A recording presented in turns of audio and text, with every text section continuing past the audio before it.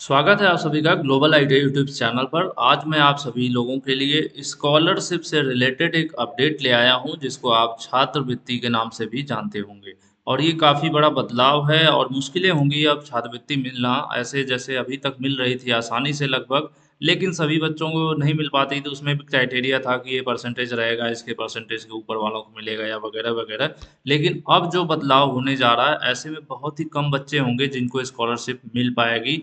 जो स्थिति आज की है, अगर स्थिति में बदलाव नहीं हुआ, तो अगर बच्चे अपने आप को नहीं बदले और जो पढ़ाई लिखाई का माहौल है अगर नहीं बदला, तो आप लोगों को छात्रवृत्ति भविष्य में नहीं मिल पाएगी। फिलहाल आप वीडियो देख रहे हैं ग्लोबल आईटीआई यूट्यूब चैनल पर, नए हैं सब्सक्राइब कीजिए, बेल आइकन प्रेस कीजिए। यहाँ पर आईटीआई, सीटीआई, आईटीआई के एग्जामिनेशंस, उसके अलावा यहाँ पर क्लास, ट्रेड थ्योरी, उसके अलावा प्रैक्टिकल्स थ्योरी की वीडियोस के साथ साथ उससे रिलेटेड एमसीक्यूज, बहुत सी चीज़ें यहाँ पर देखने को मिलती है। सब मिलाकर अगर आईटीआई स्टूडेंट हैं, सीटीआई या सीआईटीएस कर रहे हैं, तो ऐसे सभी बच्चों के लिए ग्लोबल आईटीआई यूट्यूब चैनल जरूर सब्सक्राइब करना चाहिए। और साथ में ये वेबसाइट भी है global.iti.org, जहाँ पर कोर्स के सेक्शन में और अलग अलग सेक्शंस बने हैं, जिनको आप जो यहाँ पर पीडीएफ स्टडी मटेरियल्स वगैरह डाउनलोड कर सकते हैं। ऑफिशियल लेटर ये है, और ये उत्तर प्रदेश के लिए लागू होने वाला है। ये उत्तर प्रदेश का जो अपडेट है, ये उत्तर प्रदेश में जो छात्रवृत्ति मिलती है, स्कॉलरशिप मिलती है, उसके बारे में है। समाज कल्याण विभाग उत्तर प्रदेश। और इसकी जो न्यूज़ पब्लिश हुई है, पहले तो मैं आपको न्यूज़ दिखा देता हूँ। दो अलग अलग न्यूज़पेपर्स की कटिंग है, और ये अभी की है, कोई बैक डेट या पुरानी नहीं है। जिसमें ये बोला जा रहा है कि छात्रवृत्ति अगर आपको चाहिए, तो ऐसे केस में आपको क्या होगा, बायोमेट्रिक अटेंडेंस जो है वो मैंडेटरी हो जाएगी। बायोमेट्रिक मतलब आप समझ रहे होंगे। अभी अटेंडेंस एक होती है कि रजिस्टर में लगना। रजिस्टर की अटेंडेंस में संभावना ये रहती है कि आप अगर अपसेंट हैं तो भी प्रेजेंट किया जा सकता है। आपकी जगह कोई और आप स्टूडेंट, आपका दोस्त है, वो बोल देता है कि मान लीजिए टीचर हैं, प्रेजेंट अपसेंट का आपसे पूछ रहे हैं, तो आपका दोस्त भी बोल दिया, टीचर ध्यान नहीं दिए, तो वहाँ पर प्रेजेंट कर दिया जाता है। या और भी वजह हैं जहाँ से आप जो है प्रेजेंट हो जाते हैं। तो जो मैनुअल अटेंडेंस ली जाती है एक रजिस्टर और एक कॉपी और पेन से, वहाँ पर अटेंडेंस में उतनी पारदर्शिता नहीं होती है। ऐसे में अगर थोड़ी बहुत अटेंडेंस कम है, तो भी उसको घटाया बढ़ाया जा सकता है। लेकिन अगर बायोमेट्रिक अटेंडेंस होगी, तो बायोमेट्रिक अटेंडेंस मतलब होता है कि आप खुद वहाँ मौजूद होंगे, और वहाँ पर बायोमेट्रिक अटेंडेंस मशीन होगी, और उस पर आपको अंगूठा लगेगा, लगाना पड़ेगा। तभी आपकी उस दिन की अटेंडेंस गिनी जाएगी, तब ये माना जाएगा कि आप कॉलेज आए हैं। तो यहाँ पर देखिए बोला गया है, सभी कॉलेजेस को 15 दिन का समय दिया गया है। प्राइवेट हो या गवर्नमेंट हो, सभी कॉलेज को 15 दिन का समय दिया गया है। और बोला गया है कि आप सभी लोग बायोमेट्रिक जो अटेंडेंस है मशीन, वो आप यहाँ पर लगाइए। और कौन सी बायोमेट्रिक, जो कि आधार बेस्ड हो। मतलब कि ऐसा नहीं कि होता है ना कि सेटिंग वाली बायोमेट्रिक अटेंडेंस नहीं होनी चाहिए। कुछ मशीन्स ऐसी होती हैं जो किसी और का भी अंगूठा लगा दो, किसी के नाम से सेट कर दो, तो वो प्रेजेंट करता रहता है, लेकिन ऐसा नहीं होगा।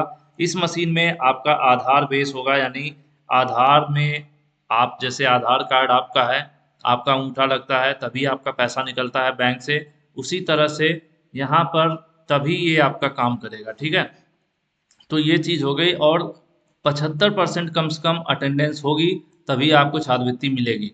यहाँ पर देखिए समाज कल्याण विभाग ने साफ कर दिया है कि 75% यानी 75% से कम वाले उपस्थिति होने पर अगर किसी प्रकार से छात्रवृत्ति मिल भी जाती है, तो उसको वापस देना होगा, और इसमें कॉलेज प्रबंधक को मेहनत करनी पड़ेगी, और इसे जो है वापस जमा करवाना पड़ेगा सरकार को, विभाग को, समाज कल्याण विभाग को। अदरवाइज जो भी इनकी कार्रवाई है ये कर सकते हैं, ठीक है। अब इसी की बात करें, ये लेटर है, इसको मैं टेलीग्राम ग्रुप ग्लोबल आईटीआई का ज्वाइन कर लीजिएगा। टेलीग्राम पर सर्च कीजिए ग्लोबल आईटीआई।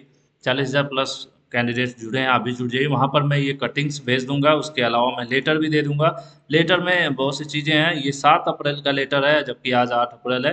तो 7 अप्रैल यहाँ देखिए लिखा हुआ है। इस लेटर में साफ साफ बोला गया है कि 2022-23 का जो सत्र है, वित्तीय वर्ष है, यानी 22-23 में जो भी 22 में फर्स्ट ईयर में रहेंगे या सेकेंड ईयर में रहेंगे, समझ रहे हैं, 2022 यानी जो अभी जुलाई से शुरू हो जाएगा, या सबका सत्र किसी का अगस्त में शुरू होता है, किसी का जुलाई में शुरू होता है, तो इस पर ये लागू कर दिया जाएगा।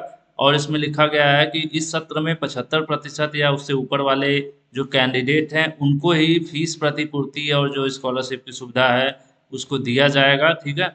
और इसके लिए यहाँ पर देखिए लिखा हुआ है कि भौतिक रूप से कक्षाओं में संचालन होने पर स्थापित प्रत्येक माह उपस्थिति प्रमाणित करके छात्रवृत्ति पोर्टल पर अपलोड करना होगा, जो कि संस्था को करना होगा। यानी आपकी जो अटेंडेंस है हर महीने स्कॉलरशिप के पोर्टल पर अपलोड की जाएगी, और कौन सी, आधार बेस, मतलब कि आपके अंगूठा जब तक आप अपना लगाएंगे नहीं तब तक आपकी अटेंडेंस मानी नहीं जाएगी। तो इस तरह से अगर आप कॉलेज नहीं जाते हैं, ठीक है, तो उस केस में आपको छात्रवृत्ति नहीं मिलेगी। यहाँ पर साफ साफ नीचे देखिए लिखा है 75% से कम अगर आपकी अटेंडेंस है तो ऐसे छात्र जो हैं छात्रवृत्ति के पात्र नहीं होंगे, ठीक है।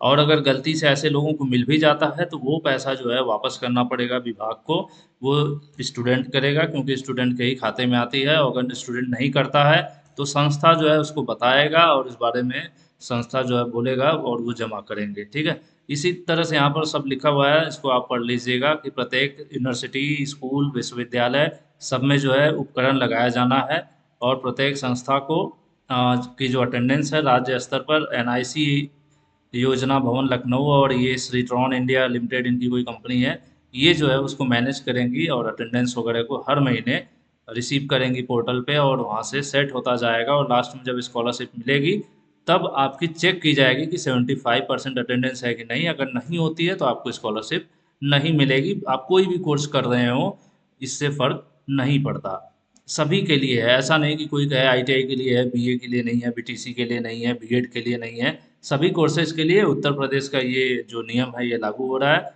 और यहाँ पर देखिए अनिवार्य गणना हेतु बायोमेट्रिक मशीन लगाए जाने का अनुरोध किया गया है निदेशालय के विभिन्न पत्रों द्वारा, ठीक है। तो इसमें तुरंत कार्रवाई करने की बात हुई है, और मुझे लग रहा है कि यहाँ पर लास्ट में अगर लास्ट लाइन आप देखते हैं तो साफ साफ लिखा हुआ आ रहा है कि 15 दिनों के अंदर जो है ये कार्रवाई कराना है। तो 15 दिन या 20 दिन या महीने भर जो भी हो, लेकिन अटेंडेंस जो है लगेगी अब बायोमेट्रिक, तभी आपकी जो स्कॉलरशिप आ पाएगी।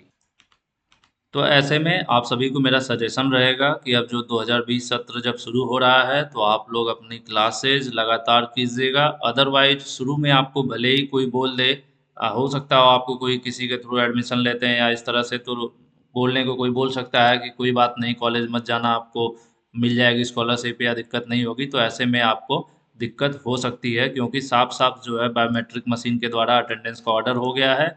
और आपको पता ही है कि अभी जो मौजूदा सरकार है वो इन चीज़ों को लेकर काफ़ी सख्ती बरत रही है। पहले जैसे अब हालात लगभग नहीं हैं। अब दिन पर दिन जो है चीज़ें अपडेट होती जा रही हैं। जैसे पहले परीक्षाएं ऑफलाइन हुआ करती थी, फिर ऑनलाइन हो गई, तो बच्चों को थोड़ा मेहनत करना पड़ रहा है, पास हो रहे हैं, ऐसा नहीं कि फेल हो जा रहे हैं। तो उसी तरीके से अब जो थोड़ी सी लापरवाही आप करते थे, कभी कभी ज़्यादा गैप हो जाता था आपका, ज़्यादा absent हो जाते थे, तो उन चीज़ों को आप लोग सुधार लीजिएगा। अदरवाइज बाद में आपको छात्रवृत्ति नहीं मिलेगी, तब आपका नुकसान ज़्यादा हो जाएगा। और आज की वीडियो में इतना ही। होपफुली आप लोगों को जो वीडियो पसंद आई होगी, और पीडीएफ और स्क्रीनशॉट मैं टेलीग्राम ग्रुप में शेयर कर दूंगा। ग्लोबल आईटीआई के नाम से टेलीग्राम पर ग्रुप अवेलेबल है, आप लोग भी जरूर ज्वाइन कीजिएगा। Thank you.